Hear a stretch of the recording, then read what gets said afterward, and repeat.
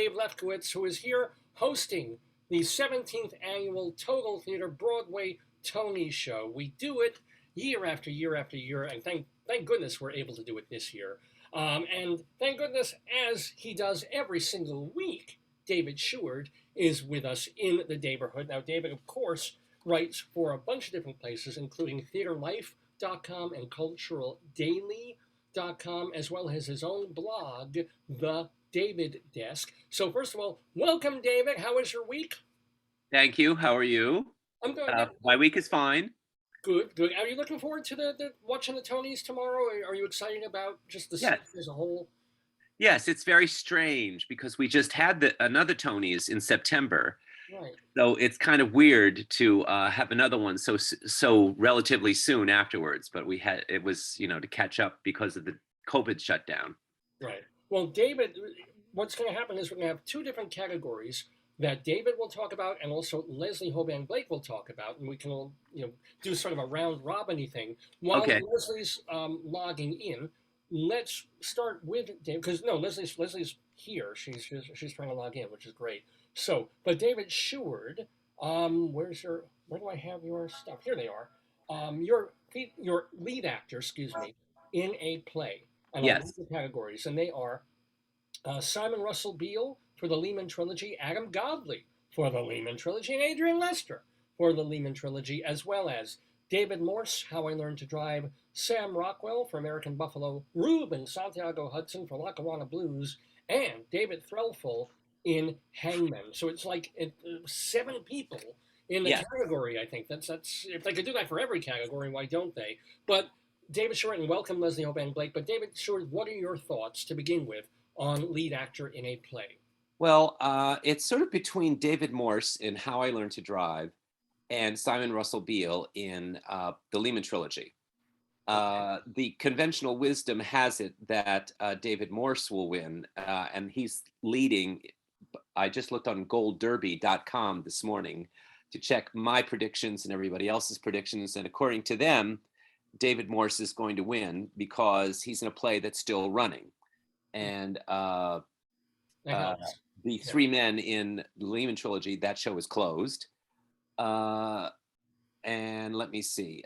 David Threlfall in Hangman is still running. Sam Rockwell in American Buffalo is still running. Well, let me ask you specifically also, about the nominees. Like, Sam Rockwell, I think, has divided people in terms of his teach in American Buffalo. Did you think it's certainly an interesting performance, but what did you think of it? I thought it was interesting. It was certainly, how shall I say, it did what the role required, which was he's this big blustery guy who comes in and sort of knocks down, literally at one point tears down the scenery at one point when he has a fit and junks up the junk shop. I thought he gave a good performance. I saw the original Broadway production with Robert Duvall in 1977. Yeah. And in that, it was like, I thought Duvall was going to come off the stage and kill me. He was that intense. He was that real. Yeah. He was that real. But I think Rockwell doesn't really approach that. I don't feel scared of him. But I also don't get the, the thing about the 3 characters in the play is they're kind of a family.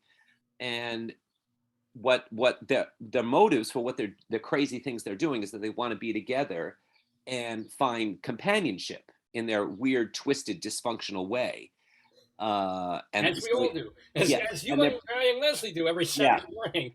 Every Saturday morning, right? Yeah, and they're planning this robbery because they want to be a family and get companionship together in a sort of a weird way. And I didn't get that from Sam Rockwell. I did get it from Darren Criss, who played Bobby, the young junkie kid. He is the least junkie I've ever seen, though. But he looked like he stepped off GQ. I mean, it's like really. No, but I got the sense from him that he was desperate he wanted these guys to be his dads, his fathers, and that's why he does the crazy, stupid things that he does. Can I ask a quick question? Please. Yeah. The only thing I saw was How I Learned to Drive, so I'm not going to talk about the acting.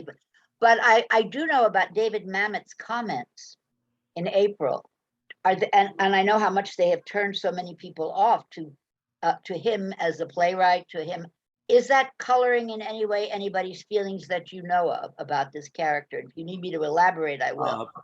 No, I don't think so. I think people are seeing this play was written, 77 or something like that. yeah, like 70, 76. I When mean, he was a loudmouth liberal instead of a loudmouth conservative. well, Yes, I no, know. but I think that I don't think people are allowing that to color whether or not they're going to Okay. vote Yeah, for the I agree. performance I or don't think not. this is like an amazing American Buffalo that people Yeah. are like, well, we think it's amazing, but we want to hurt Mamet. I don't know how the voters will go, but I followed a lot of the thread that was online in his tweet on that. And boy, were they after him and talking about, I used to like you and I used to like your plays and now I don't. And Well, so I didn't see it. I have no way of knowing, but I just wondered. yeah, There's also just for child me- molesting teachers. just for me personally, I can divorce his comments from the play itself, and I would not boycott this production or Or say, not vote oh, for them. we should never do another Mamet play in the history of the world ever. Well, I mean, David Sheward, you have an extra special thing because Yeah. he was damning male teachers. Well, that that's was still, those are two separate things, and I'm not going to say that I think we should never do a David Mamet play ever again. Okay. I mean, I think we could certainly. Now, David, I want to get on to another. To get back to more this, of the people in Sorry. the category here. Before we get to, by the way, that's Leslie Hoban Blake. She is from 2 on the aisle. But David, let's also talk more about these other people, these actors in these plays, Yes. the Thehman Trilogy, and Hangman and Lackawanna Blues, please. Well, let's see. I am a Tony voter. Yes. So I voted for Simon Russell Beale in the Thehman Trilogy because I thought it's 3 men playing all the characters in this multi-generational, fantastic production of the Thehman family. And Simon Russell Beale is one of the great actors of our era, of both British theater and now America. He does American theater upon occasion, but in world theater, he's one of the great actors, and he gave each character such an individual life and such a reality, both male and female. My favorite was when he was the sardonic wife of one of the Thehman brothers. I forget her name, but it was just a brilliant performance. He had all of this feminine. He was this feminine, nasty woman, and it was just an amazing performance. And so you voted for him? Did you? I voted for him. I think he'll edge out David Morse. I think David Morse was brilliant also, and he is recreating his role from the 1996, I believe, off-Broadway production of How I Learned to Drive. So there may be a little bit of, he did. It's the same performance. It's not the same performance, obviously. It's several decades later, but it was off-Broadway, so he was not eligible for the Tonys then. That may play into it a little bit, but I think that Beale's versatility, I think, will edge it a little bit. Morse could still win. It's between those two. Another. You mentioned that he played all those roles. Well, I did see Ruben Santiago Hudson play everybody in Lackawanna Blues. Oh, okay. Then I'll be quiet. You go ahead. I was just about to mention that also. Leslie, and I mean, the thing about Lackawanna is that was done year after year, many years ago. It's a movie. It's a thing. Is that going to work against that again? Yeah, possibly. That show also is closed, and it's a Ruben Santiago Hudson's autobiographical one-man show about growing up in this upstate New York boarding house with this lady Nana, who was his guardian, and he plays all the characters just like Simon Russell Beale and Adam Godley and Adrian Lesser do in the Thehman Trilogy. I think that Simon Russell Beale still has the edge because it was more. It's kind of apples and oranges. There were lots of different characters. Ruben Santiago Hudson, played them all brilliantly. But it was off Broadway in 2001. He did win the Drama Desk Award for Best Actor, which is very interesting and strange, because the Drama Desks have a separate solo category. Right, yeah. Yeah. And I don't know why they didn't just put him in that if they wanted to, or they could have done what the Outer Critics did, which was the Outer Critics gave him a special award, as they did with David Morse, Mary Louise Parker, and Joanna Day, who were all recreating their roles from How I Learned to Drive. So those 4 performers who were redoing their original productions got special Outer Critics awards. The Drama Desk.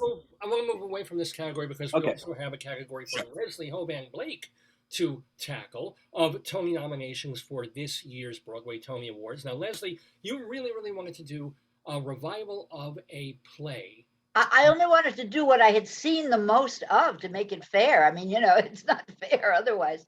And that's the one category that I saw the most in. I just didn't see American Buffalo, but I saw everything else. Well, Buffalo's in there, so is For Colored Girls Who Have Considered Suicide When the Rainbow Is Enough, How I Learned to Drive, Take Me Out, and Trouble in I did not see Trouble in Mind either. That was very early on, and it was a very short run, so I did not see that.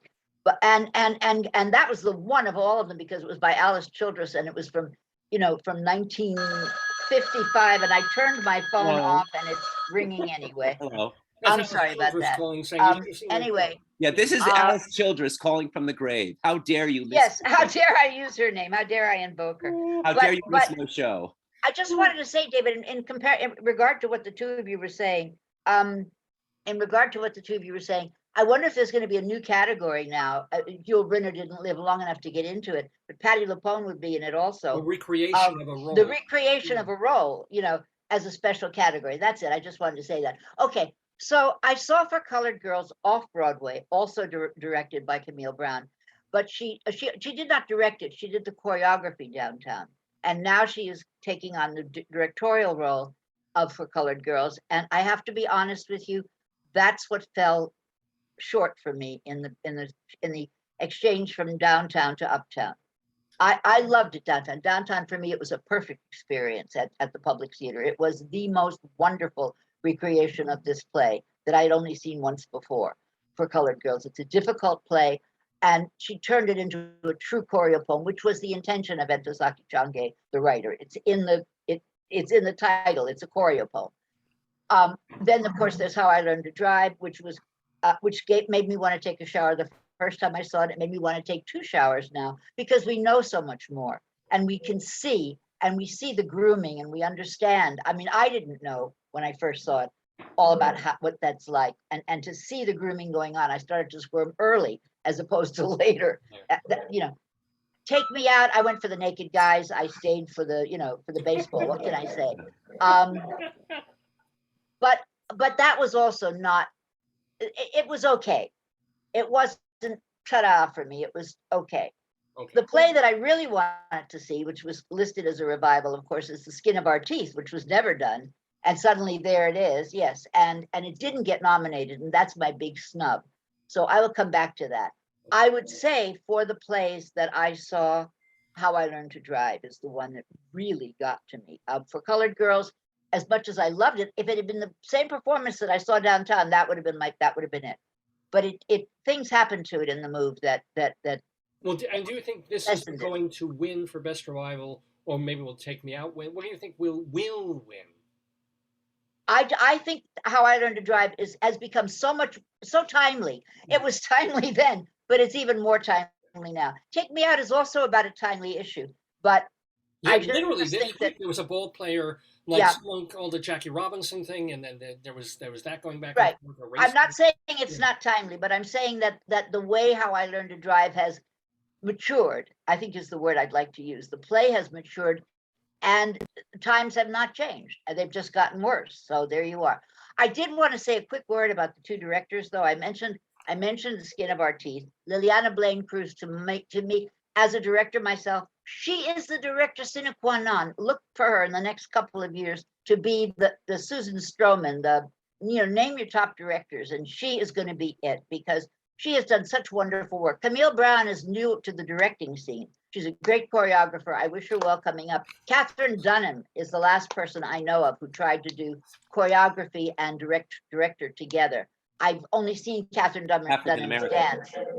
Yes, early African American, and I've only read about her. Liesl Tommy and Viney Carroll were nominated in the past. One in 1972, one in 2016 for the best director. That's a long time in between, and having an Afro-American director is coming. I know someone else has that category, but I would just like to put in my 2 cents for Liliana Blaine-Cruz. An African-American woman director. Woman director. Yes, I'm sorry. I meant to say woman director, definitely. But, you know, I as a female director, I've been involved in all of these groups. We had a 50-50 thing going on where it would be 50% female directors in 2050. That was, and then it was 30 and 30. You know, well, now it's 2022 and we've got 2. And that's amazing to me that we actually got 2, because I've been part of these groups that, you know, we make noise and nothing ever happens. So I'm delighted to say, I'm sorry they have to be against each other, but I just hope one of them wins. That's it. That's my 2 cents. Well, let me ask you for 4 more cents from the 2 of you in terms of your absolute favorite shows of, and it could be on Broadway, off, anywhere over the past season. So either one of you go and tell me. First act of Skin of Our Teeth. I said that when I saw it. I said that when I talked to you before. The first act of Skin of Our Teeth for me is the best experience I had on Broadway this year. But then I didn't go to the musicals. You know, the only thing I saw was Mr. Saturday Night. So I can't really. You didn't see the Panoply, but you were struck by Skin. I mean, I still don't like, and I thought the design of Skin of Our Teeth was fun. It made the first act fun. I don't ever need to see that. I separated it out from the rest of the play, which is the problem. It's not the direction, it's the play. But I just thought that it just did everything perfectly. The direction of the second act, if you took out the dialogue, the second act. You just had the roller coaster. Your thought. Well, first of all, your thoughts on Skin of Our Teeth. I'd be curious, as well as my thoughts on Skin of Our Teeth. Yeah. Well, I acted in it in a non-equity production in Philadelphia when I was in college. I played Henry, the rebellious son, and so I always have a connection with the play. It's always been one of my favorite plays. So I disagree with you about the play itself. I think it's one of the more interesting, certainly, plays. And I remember taking it when I first read it when I was in high school. I would go to the library and read all the plays in the library just to read them. And that was one of the plays that really struck me. All of Thornton Wilder's plays have struck me as fantastic and innovative for their time. Right. And I thought this production was certainly interesting. I liked a lot of it. The play does have flaws. It is kind of overlong, and a lot of the mixed metaphors are kind of difficult to understand. And the stepping outside of the fourth wall, they had to rewrite some of the dialogue to make it more contemporary. I thought it was it was just a bit too long. That was my only problem with it. I have to throw my 2 cents in, though. I never played in it, but I did audition for Sabina. And I never understood that monologue until I saw Gabby Deans do it. When I saw Gabby Deans do the, "Oh dear, the master not home yet," with the dog just sticking to the sidewalk. The whole thing was, and when she came out and said, "I don't understand any of this," I thought, well, neither do I, you know. Well, that's this production. She's being the audience. She's the surrogate for the audience. Right, exactly. And the problem is, I mean, the play won the Pulitzer Prize, but nobody liked it. The reviews were dreadful. Well, somebody must have liked it because it had a fairly decent run. No, I understand that, but David, go ahead. Oh, and then I'll let you, David, your favorite show. But I have to say this, and I said this last week. I'm going to say it again. I may say this every week. The most important thing about Skin of Our Teeth for me is that, you know, because Beanie Feldstein from Funny Girl is a lesbian. If only Beanie Feldstein could marry Gabby Beans, she would be Beanie Beans. Wouldn't that most? You know, it wouldn't be Gabby Feldstein. Wait, how do you know it wouldn't turn out to be Gabby Feldstein? What makes you think that she's going to be Gabby?